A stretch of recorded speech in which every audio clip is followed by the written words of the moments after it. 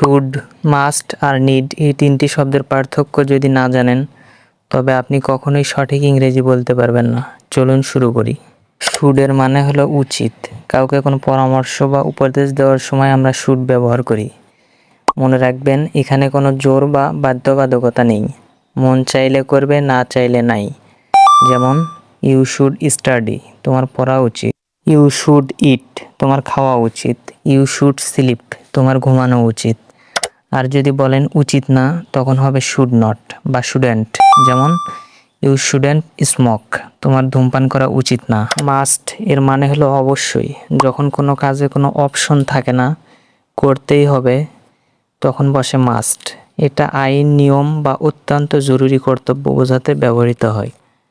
যেমন you must go, তুমি অবশ্যই যাবে। ইউ মাস্ট ওবে লজ, তুমি অবশ্যই আইন মানবে। ইউ মাস্ট পে, তুমি অবশ্যই বিল বা টাকা পরিশোধ করবে।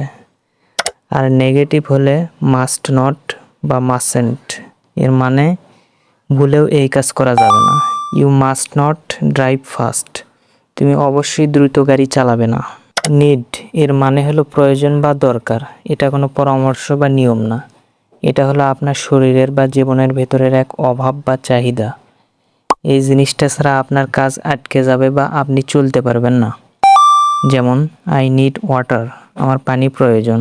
আই নিড আ জব, আমার একটা চাকুরি প্রয়োজন। আই নিড হেল্প, আমার সাহায্য প্রয়োজন। আর নেগেটিভ বা না বোধক করতে বসে ডোন্ট নিড। যেমন আই ডোন্ট নিড দিস, আমার এটার কোনো প্রয়োজন নেই। এবার একটা উদাহরণ দিয়ে তিনটির আসল পার্থক্য পানির মতো সহজ করে দিই। ইউ শুড লার্ন ইংলিশ, তোমার ইংরেজি শেখা উচিত। ইউ মাস্ট লার্ন ইংলিশ, তুমি অবশ্যই ইংরেজি শিখবে।